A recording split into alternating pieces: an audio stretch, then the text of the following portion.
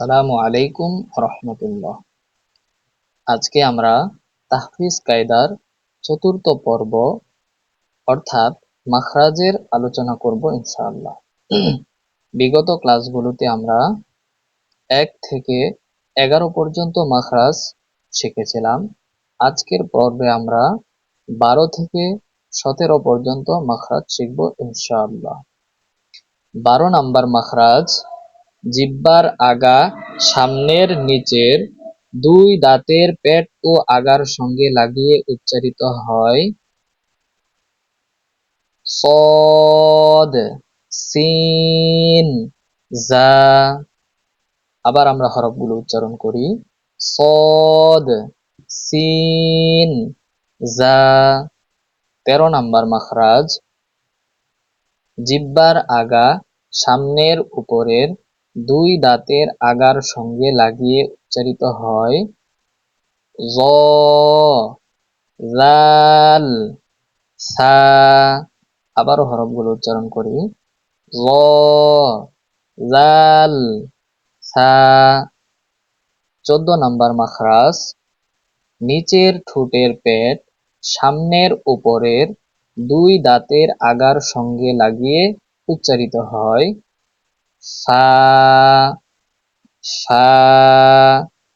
আমরা আবার উচ্চারণ করি সা।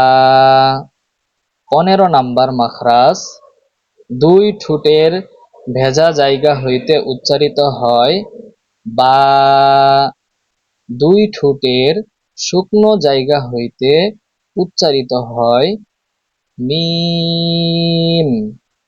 দুই ঠোঁট গোল করে সামান্য খোলা রেখে উচ্চারিত হয় ওয়াও। এই 15 নম্বর মাখরাজটাকে আমরা এভাবে করতে পারি ওয়াও ঠোঁট গোল করিয়া, বা ঠোঁটের ভিজাই ভিজাই, মিম ঠোঁটের শুকনো জায়গায় উচ্চারিত হয়। 16 নম্বর মাখরাজ মুখের খালি জায়গা হইতে মদের হরফ উচ্চারিত হয়, যেমন বা, বু, বি। আবার উচ্চারণ করি আমরা বা, বু, বি।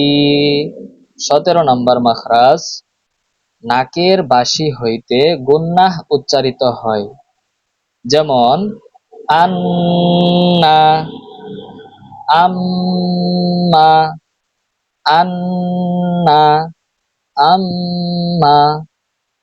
আলহামদুলিল্লাহ।